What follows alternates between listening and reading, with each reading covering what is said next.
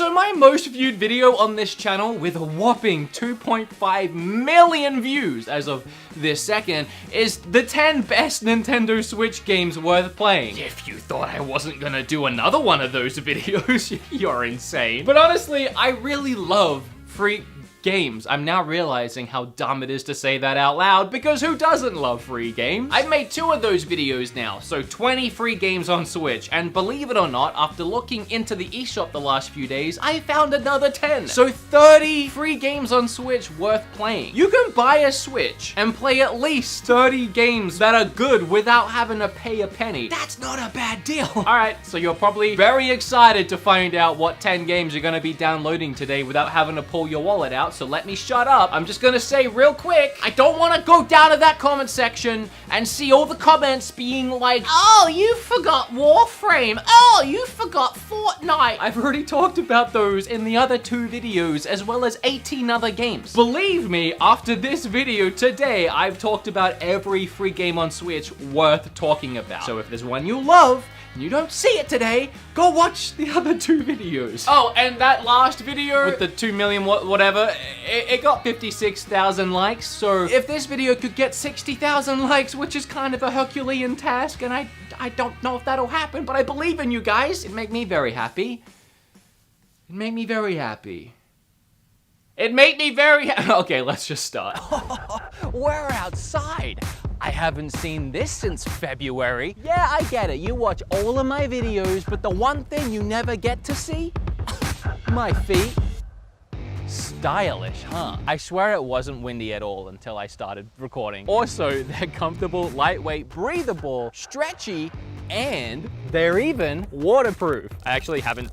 Whoa! Okay, I need to actually get a slow-mo shot of that. See, my phone is fine. Okay, honestly, Vessi is an incredible footwear company. Via their community fund and their pay what you can model, they help members of the community during this time by funding those in the community who are already working on amazing projects. The great news is that their product is not only quality, but the only shoe you will need, whatever the weather or terrain. A muddy hike, submerged in water, at the gym, or just popping out to the store. I'm even standing in dirt right now. I can slip on my Vessies and know that I'm covered for the day no matter what I'm doing. Plus, their shoes are 100% vegan. So, I mean, no, you can't eat them, but they are vegan. They don't use any animal products, even in like the glues. But yeah, both Kim and I have a pair of these. They're so comfortable, we can barely even tell we're wearing shoes. And right now, they have an amazing $40 off a pair of these little tree climbers. And you can get your pair,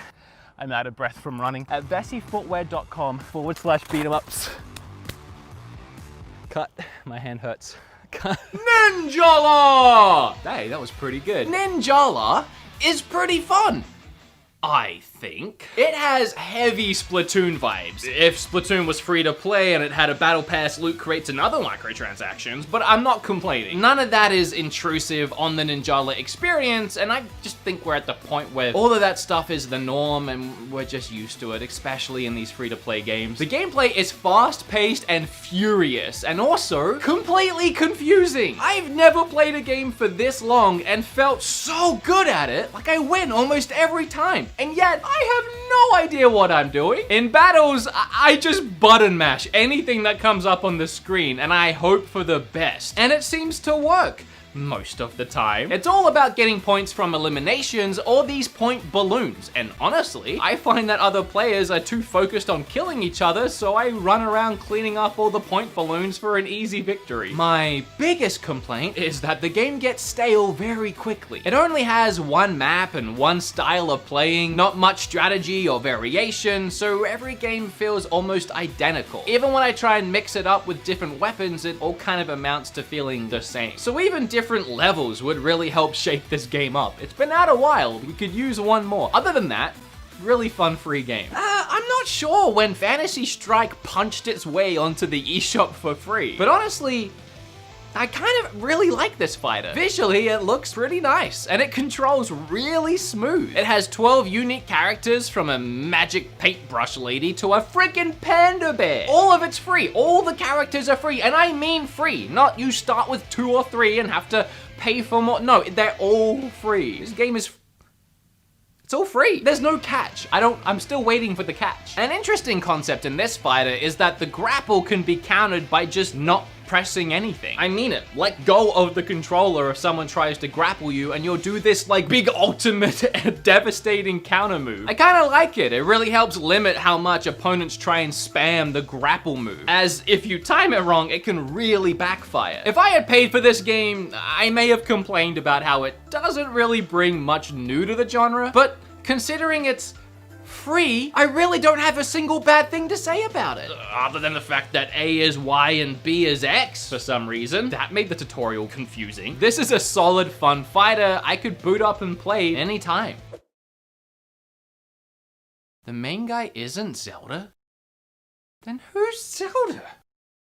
Okay, you want to continue talking about free games I had no idea were on Switch, no idea when they got there? Turns out they're really actually pretty fun, even though they look like they shouldn't be. This one's called Island Saver, and it surprised the heck out of me. I can't recommend this one enough for any parents out there. Download this game for free and let your kids just run wild. Trust me, you'll see what I mean in a moment. To start, it's legitimately surprisingly fun. You run rampant around an island with a blaster that can suck in trash, water, coins, and more. You use it to clean up the pollution around the island, and as you do, it brings the world back to life, both with flora and fauna. Creatures called Bankamals will spawn as you clean up the environment. When you find them, they'll be drained of all color, but then as you restore the island and feed them, they'll grow fat with coins, like, you know, one of them old piggy banks you'd smash open and get all your pennies out of, except you don't harm them, you just get the coins out, restore color to them, and then you have these cute little freaking creatures running around. You can even add them into your Pokédex style index, which has a nice collect them all addictiveness about it. It became pretty clear to me as I was playing that the game was all about teaching young minds the ins and outs of environmental care, the fundamentals of saving up money and having a working bank account, even down to using your own PIN number at the ATMs. And don't steal my PIN number now that you know mine. I only have like 20 coins left, please don't take them. Even down to the concept of paying taxes. Every 10 coins you collect, a tax robot will appear and take one away. That's a tad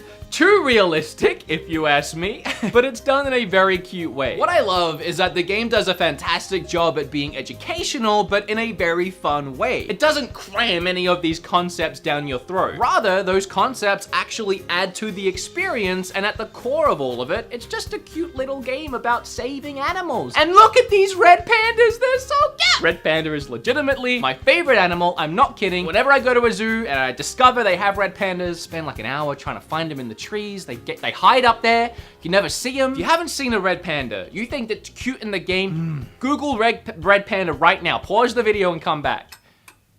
See? How cute! Filming at 2 a.m. doesn't matter if I film middle of the day, 2 a.m. Texas, it's but hot, like 100 degrees outside in the middle of the night. How does that make sense? How do you people live here? I don't get it, I don't get you people. And I'm from Australia. Rogue Company. Y'all may know I recently made a video playing Rogue Company with a bunch of my friends. And we had a really great time. And while that video was sponsored, I'm saying that right now, non-sponsored. I legitimately really love this game. So rather than just playing it in a video, I wanted to also do an actual solid review. Hey buddy, you wanna come here? Aw, but you miss me. Hi-Rez. Okay, he runs away immediately when I do that. There he goes, he doesn't like it. Hi-Rez, the publisher of this title, has already done a load of amazing work on the Switch, bringing games like Paladins, Realm Royale, and Smite to the platform. They just have this console figured out. All their games play smooth and are visually impressive. Rogue Company, at a clean, crisp 60 FPS, is no different. It's a 4v4 third-person shooter that plays like a mix between Counter-Strike and games kind of sorta like Overwatch. It currently has 12 characters, with more to come, each with their own passive and active abilities. For example, Lance's passive has her auto reload when she dodge rolls, which is crazy OP in my opinion, and her active gives her a huge speed boost. You have healers, defenders, attackers, and more to mix up your offensive or defensive strats. There are 2 game modes currently, Demolition, which is my favorite game mode. Each round you have 1 life, and it's your task to wipe out the other team or set or defuse the bomb. I don't know why I did that. These matches get super intense and have a load of strategy behind them. Or you can just play Strikeout, which is a team lives mode, and wail away with guns and abilities. In between rounds, you use the cash you earn to level up your loadout, and it's just so smooth and fun to play. I sank a ton of hours into this one already, and knowing me and my addictive personality, I'm sure there'll be a lot more hours to come. Hello? Hey buddy, how you going? Good, how are you? I'm good. So I'm filming a video, and sometimes like in between the games I review, I like to have these little skits, but I can't think of anything funny to say or do, so can you please say something funny? Yeah, what's funny is you filming a video at 3:22 in the morning, you whack job. That'll do, thank you! Goodbye. Bye. Pokemon Cafe Mix, sorry, is an undeniably adorable game. It's cuteness overload, and while playing it, I can't help but smile as I think back to my time at the actual Pokemon Cafe this game is based on. Yes, if you didn't know, the actual Pokemon Cafe in Japan has Pokemon-themed food created by Chef Pikachu. And when I was there, I got to meet him, and I even shook his hand, so sucks to be you. But the Pokemon Cafe game is, it's okay. It's very Candy Crush inspired, but due to the fact that you can push, slide, and move all the Pokemon faces around the screen makes the early levels super easy. That said, as you progress past levels like 60, 70, yeah, it becomes stupidly hard. Added with the games like this free-to-play nature of only having so many lives before you either have to pay for more or wait real-life hours before you can play again, those later levels can become way more frustrating than any sense of fun. But overall, this one is pretty light on its paywall restrictions, with the casual player probably never really even running into any issues at all. I'd say the game is better suited to a younger crowd, as I didn't find it super engaging, but hey, certainly cute. And you can still collect Pokemon, and they wear little chef outfits, and they have like different abilities, and they're so cute. I'm losing so many macho points today. First red pandas, now the cute Pokemon. Let's move on to something less cute and more aggressive and hardcore. Elder Scrolls Blades. With a fantastic port like Skyrim on the Switch, why would anyone want to play a watered down mobile version of the game? Because it's free. In Elder Scrolls Blades, you have a home village, and it's your job to rebuild it back to its former medieval glory. This aspect of the game is honestly pretty fun. You can upgrade things like the stores with your gold to get access to more upgrades. And how do you get gold, you may be asking, if it wasn't apparent to anyone already? By going on missions and dungeon crawls. There's no world exploration in Blades like there would be in Skyrim. Just accepting missions and loading into dungeons, but that's fine, and it works within this concept. While you're out there and you hit a battle, you get locked into a 1v1 hack and slasher battle mode. You can attack by using ZL and ZR. You can also guard and use special attacks using other buttons. It's all about placing your hits from high to low and breaking defenses and that kind of thing. On mobile, you used your finger and you did the big swipes instead. It was kind of more accurate, but I also kind of prefer having actual controls, especially since we're on a console now. Weirdly, they removed motion controls, even though the Switch could do it.